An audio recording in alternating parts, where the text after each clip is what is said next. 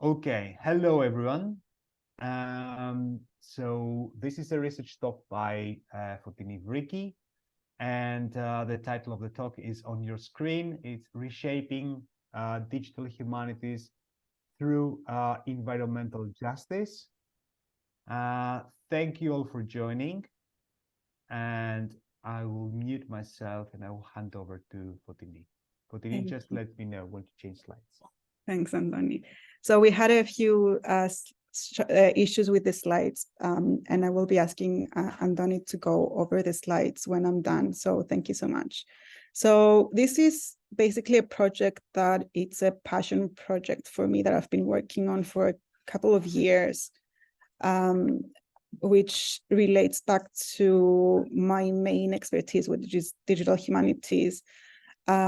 And my passion is mostly to do with how we can incorporate social justice and specifically environmental justice within digital humanities. So how we can think of digital humanities as benefiting environmental justice.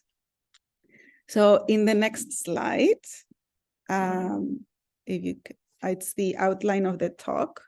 So I will go over what this talk is about and what it's not about, which I consider to be equally important.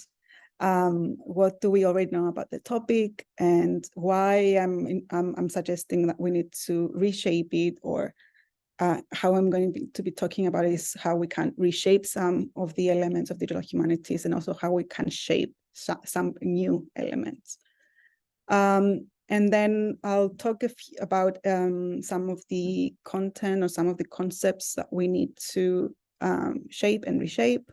What I think is the most significant aspects of reshaping digital humanities through environmental justice. And finally, where do we begin with this huge task that I'm putting ourselves through? Okay, so next slide.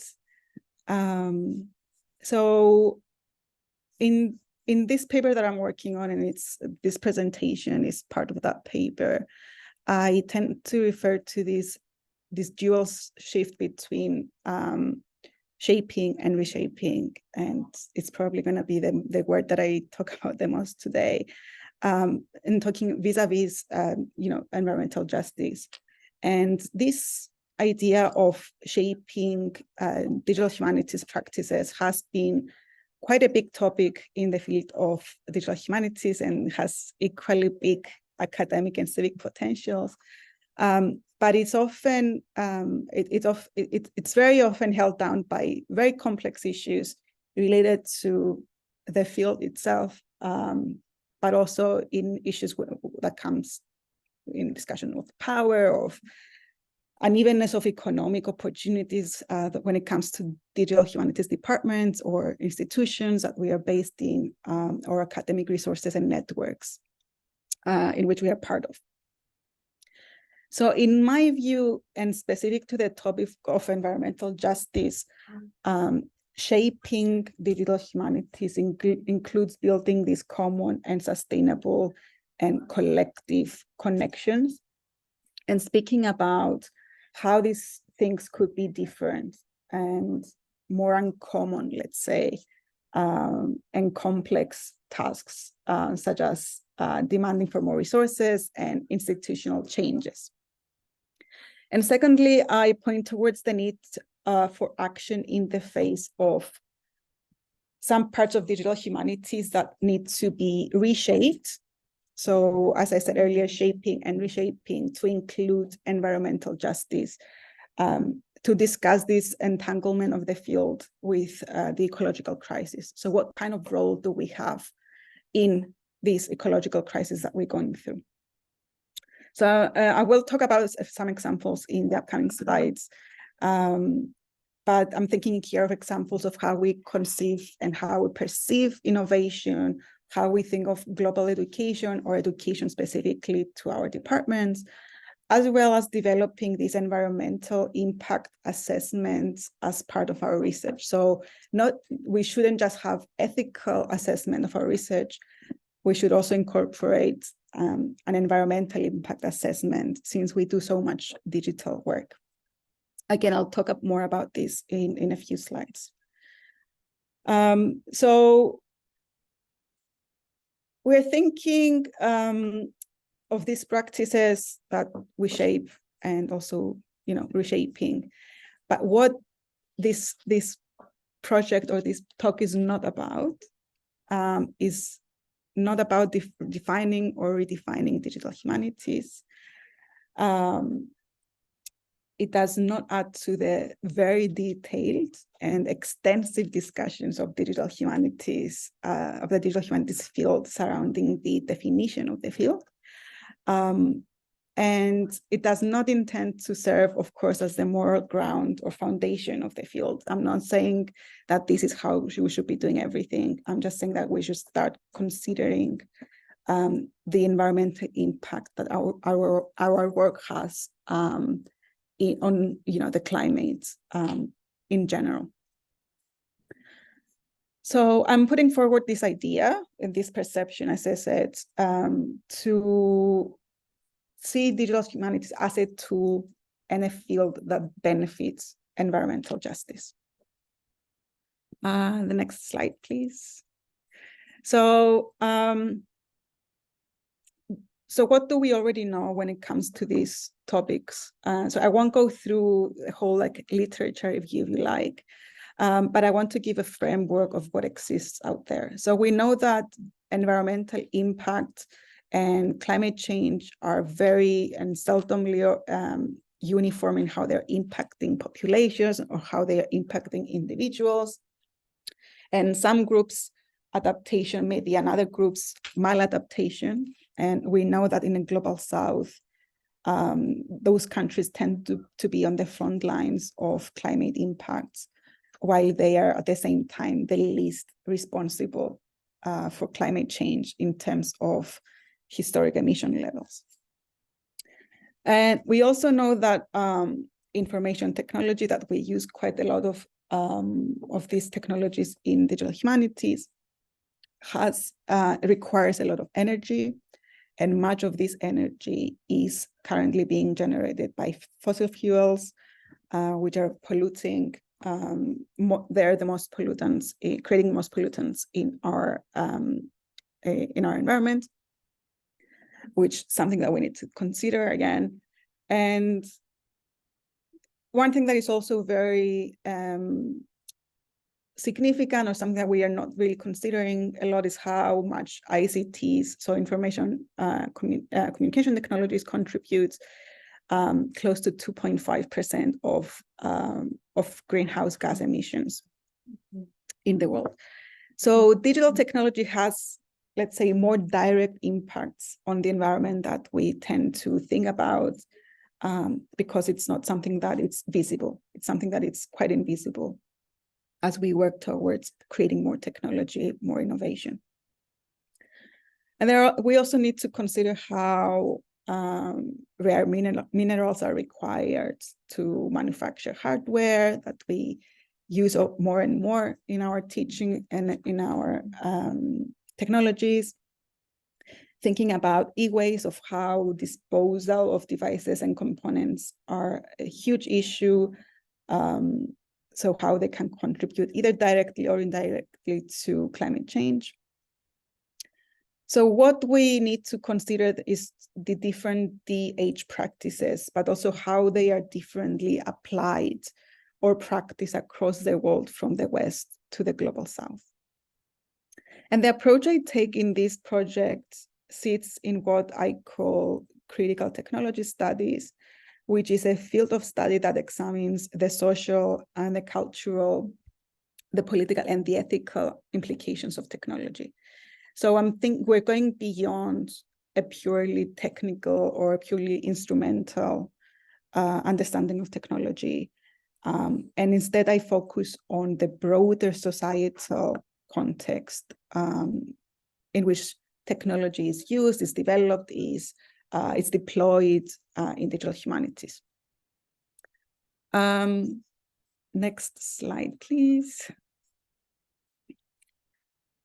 So why reshape? So why do we need to reshape and what brought me here making these arguments. So climate action is usually divided into what we call adaptation and mitigation. And adaptation means we are doing things to prepare for hotter climate. We adapt, so we create resilient infrastructures. We make drought and climate resistant agricultural practices, sustainable water conservation measures. We restore and preserve natural coastal barriers and so on. There are many examples out there of how we adapt in order to face climate change and environmental change. And the second climate action way of doing things is mitigating the circumstances. So it's about doing things to slow down and eventually stop or halt global warming. So mitigation includes things like transitioning to renewable energy, afforestation and reforestation, sustainable agriculture, and so on. These do not really apply to what we call digital humanities, but they were an inspiration to think about how we can think the ways in which digital humanities can change. So how can we translate this adaptation and mitigation into a framework for digital humanities? Next slide. So in my mind, adaptation translates into reshaping, and mitigation translates into shaping. And I'll explain that a bit on how I translated that in my head and how that works for this project. So for digital humanities, we need to grow. We know that we need to grow environmental awareness and social justice practices so we can have an impact on the ways in which digital humanities perceives their role in environmental justice. So when we talk about reshaping the field, we talk about an ideological move from fixating on technological innovation. So thinking about developing technologies. The other thing that we need to reshape is rethinking global education, of how education can change by incorporating environmental awareness, how we need to also cultivate collaborations. And I'll go through these examples in more detail in the upcoming slides.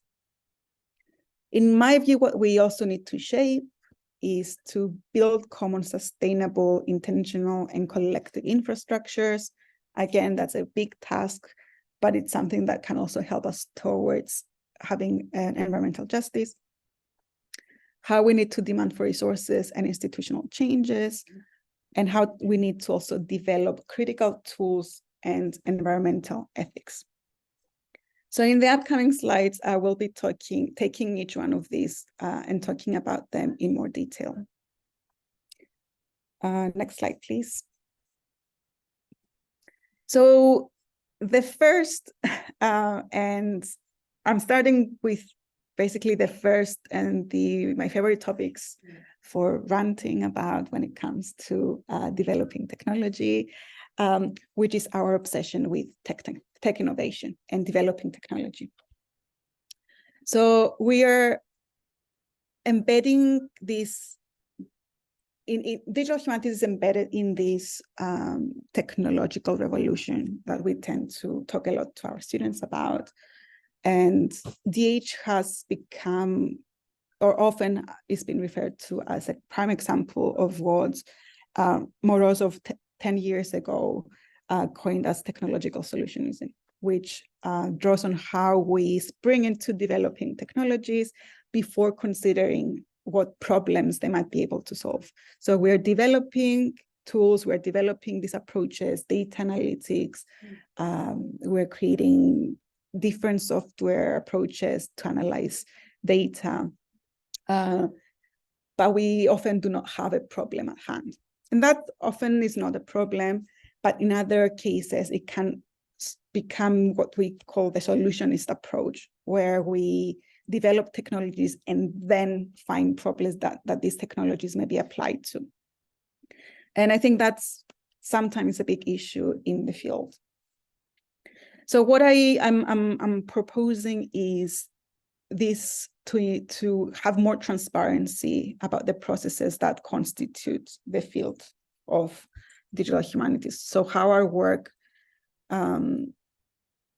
which, as I said at the beginning, we tend to talk a lot about what digital humanities is, what the history of the field is, and how we develop the field through its history and through this dialogic relationship that we have with what it used to be and what it is now, and how the experience of the research and teaching community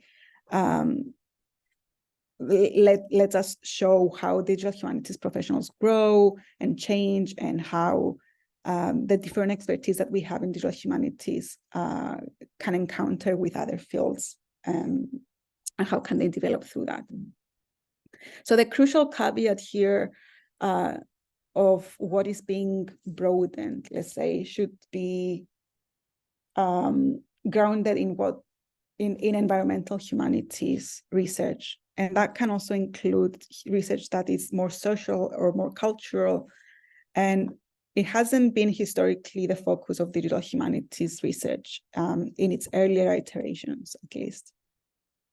So I'm proposing that we should be taking seriously the fact that inquiry does not happen only in institutions, that we need to also take seriously cultures of making digital sense, of digital materiality, of how the materials that we are using are produced and how they're producing emissions, for example, gas emissions. So, for example, we can think here, what is the impact of our technological tools on the climate? How much energy are the tools that we are creating producing? And how do the solutions of our research translate into carbon emissions or pollution?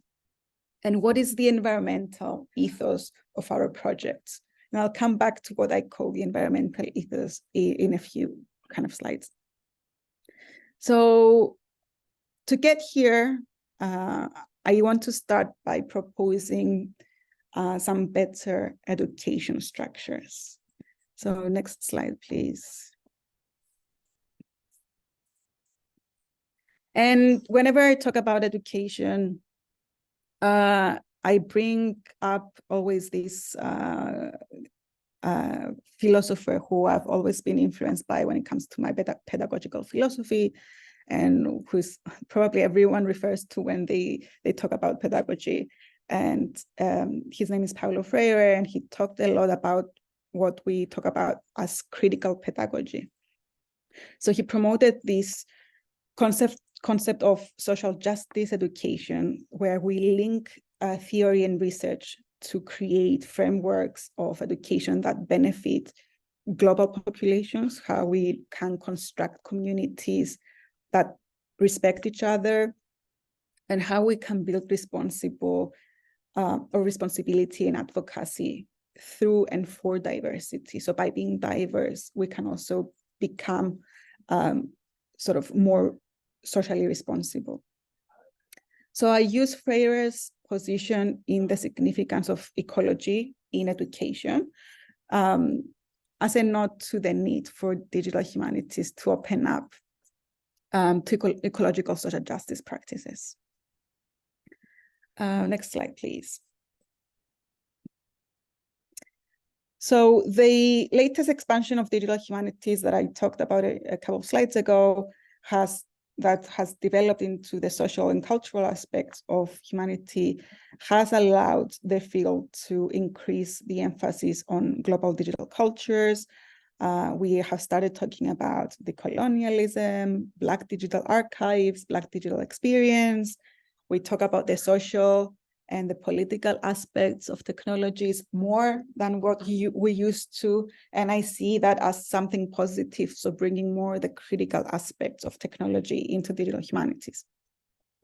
And these changes often reflect the ways in which the digital has changed from publishing, let's say from a publishing medium to a conversation medium. So how the internet used to be just putting things out there, while now it's about conversing with others, getting in touch, and creating these communities. So taking the idea of humanities text as composed of a variety of media, so it's not just about the text anymore. So we have come to a point where, for example, we take digital imaging as seriously as we take digital mapping or digital sensors and the more technological aspects of the field. So this embrace of the sociocultural turn of the field can also allow us as teachers, as educators, to return to some of the original concerns of the humanities. So return to how the constitution of the human as both the subject and the object of study when it comes to relating it back to the non-human elements. So technology. So thinking about the human first and then about technology. So an expansion of this can also help us envision these digital humanities that has as at its core social justice, but also environmental justice. Moving on to the third aspect that I talk about that we need to reshape. I suggest that we need to cultivate collaborations. So it is very important to cultivate and sustain this culture of environment-centered collaborations. And we need to do this before thinking about, okay, what kind of economic impact is this going to have on the field, or what kind of impact it's going to have on the institution that we're part of. So that's important as well. I'm not discounting it, but I think if we want to shape digital humanities that builds on sort of more open, trustworthy environments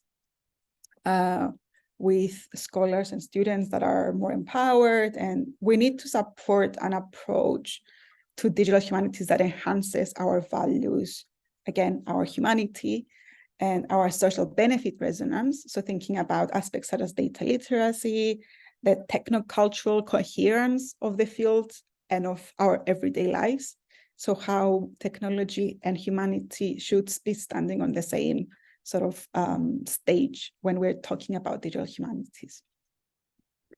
So I can say that I'm daring to advocate for a disciplinary paradigm that can help us in creating a collaboration blueprint that counters or any challenges between departments, corporations that we are working with, cultures, the values that we have across the digital humanities fields, and the technology infrastructures that we're using.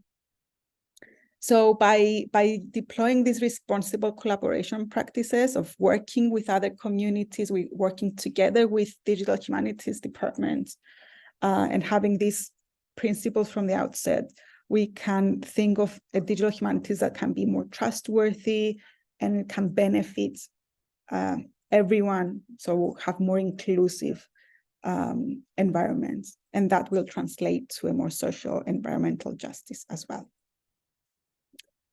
The fourth element is building common and sustainable and intentional and collective infrastructure. And I know this is a mouthful, but I couldn't choose which of those ones could be more important. So moving on to what we shape, we need to think of how this infrastructure that we are developing for digital humanities, and which is specifically focused on environmental justice, involves integrating some principles of environmental sustainability, of community engagement, and social justice into the development process. So the steps that I'm thinking of that we should take to build this infrastructure is to have this community-centered approach. So how we can adopt a community-centered approach that includes collaboration with communities that are affected by environmental justice, and how we can ensure that the development process reflects the perspectives and needs of, let's say, marginalized communities or communities that are impacted by environmental injustices. How we can also think of how data justice and inclusivity as an aspect of our research and of our approach to research. So how we can prioritize data justice by addressing issues of data ownership, privacy, and security. And I know these don't really sound like they are very environmentally oriented, but it has a significance when it comes to researching communities that are impacted by by the climate change, and then that data doesn't come back to them. So how we can create these more transparent and inclusive infrastructures that strive for inclusivity by considering these diverse sources of knowledge and ensuring that infrastructures benefit all stakeholders, the participants of our research, the other stakeholders that we include in the research, and ourselves. And finally, partnerships with environmental organizations. I guess this makes much more sense when it comes to building infrastructure of how, when it comes to environmental justice, we need to forge these partnerships with environmental justice organizations, NGOs, community groups that leverage existing expertise and networks that we need. Okay, and the next one, which we need to shape, what do we need to reshape and shape? I'm thinking here of intentional and collective infrastructure. So going beyond the community building, but also thinking about the material infrastructure of how we can create decentralized infrastructure, considering, let's say, decentralized infrastructure models where we can empower the local communities and distribute control, that it's not just in our hands, but it's also in the hands of those communities that we do research with. Again, this shares parameters with what we call decolonizing research. And I guess that has a lot of commonalities when it comes to environmental justice.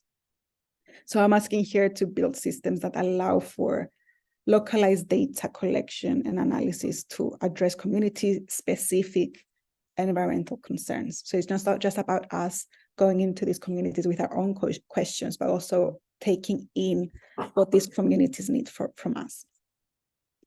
And finally, it's creating this capacity building and empowerment that I've been doing quite a lot outside of academia, of how we can implement and provide training of digital tools and technologies to enhance community members' ability to engage with environmental data or any other data that is impacting those communities. So how we can empower communities and contribute to the infrastructure. And finally, I know that you have been, I've been talking about a lot of these concepts, but the final reshape or shaping aspect is to create critical or develop critical tools and environmental ethics. And this becomes a bit of a more practical element of how digital humanities can benefit from environmental justice. So how we should be conducting, let's say, environmental impact assessments of the digital infrastructure of our research to, let's say, minimize carbon footprint and ecological impacts.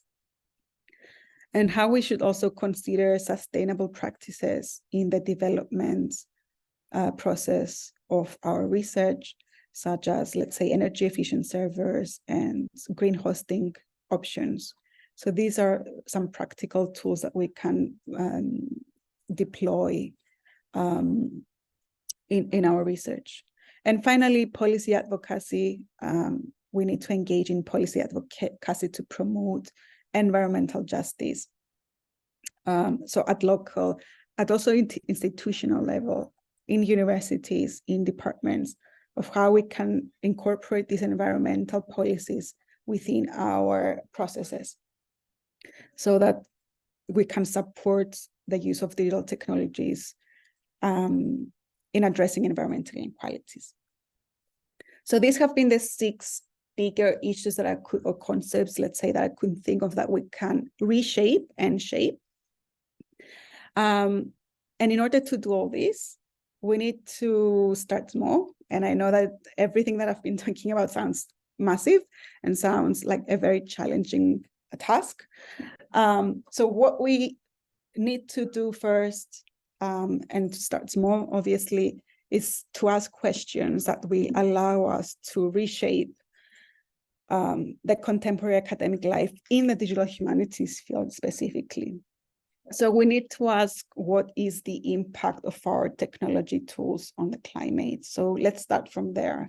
So we need to recognize the impact of our tools, and how they can be the origin of generating kind of greater awareness and an ethics on environmental care, of how we care about the environment by thinking of being more aware of our impact. Likewise, we need to have a broader sense of environmental awareness, meaning that we need to challenge local and institutional and global structures of governance, as I said in the previous slide, that can be consciously or unconsciously or intentionally or unintentionally adding to environmental injustices. So how can we build the governance structures to be able to identify the carbon emissions or pollution we are producing? And these first two questions will help us lead to the third question, which is to do with the question about the environmental ethos of our projects. So an environmental ethos serves as the foundation for ethical decision-making and responsible actions that we take concerning environmental stewardship and sustainability when it comes to producing research. And finally, what responsibilities do we have? So in the past few years, as I said earlier, we have been talking a lot about decolonization education, and how educational institutions and trying to untangle these webs of imperialism and colonialism, and how we're trying to shape our fields in sort of these invincible ways, and how we can do that in a more profound way. So how can we think of, in the same ways, in similar ways, of how we can incorporate environmental justice in these decolonizing efforts, to think about the aspect of caring for the environment. So acknowledging these uneven histories and geographies between the different DH environments, and finding ways to cross-pollinate the lines that divide us as digital humanists and our responses to environmental justice. And in my final slides, I have what I call, where do we begin? So I'm trying to sum up as a final point, where do we begin?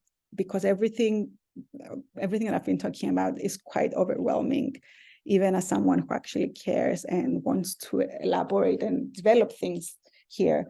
And as I said in the previous slide, we need to start small, but also we need to be aware of how this develops in the future as climate change becomes even more relevant and visible in our everyday lives. So the good thing is that the digital humanities as a field is quite flexible. It's quite open to, and this openness and flexibility can help us challenge structures that are currently in place, and how it can also provide us with a space to work in this, and let's say, experiment of how we can include environmental justice in our field. And this gives us some notions of digital humanities that should be more present. So let's say we should focus on environmental, ethical, and technical or applied. Many times we talk about applied issues around inclusion and diversity and the impact of bringing technology into the humanities. what the role of environmental justice is in decolonizing science and research in general. So how we can be more environmentally responsible in the ways that we use digital humanities to explore humanities, and how we can think creatively to approach this acquirement of content that does not, let's say, complete, or is not complicit with companies that practice harming the environment. So I'm thinking here about collaborating with the companies that we know are harming the environment. My fourth way of doing things is deploying genuinely global studies of how global actors are using digital technologies to exploit the environment, and how global digital platforms are also impacting climate change in various global contexts. So they're not just helping marginalized communities, are also impacting them negatively. We can also take an active part in shaping not just the environmental debates, but also the disciplines such as science and engineering, since we have these connections and links with those fields and departments. And how we can also engage with how technology is embedded within our societies, with no environmental regulation and no oversight, while keeping up with this evolving nature of the digital and the web, that it becomes more and more part of our everyday lives. And I'm going to stop here. I know I've talked quite broadly about this, and obviously it's a work in progress, so I welcome any feedback. Thank you. Thank you very much, Denise. Thanks. And okay, I will stop the recording now so that we can move on to the Okay.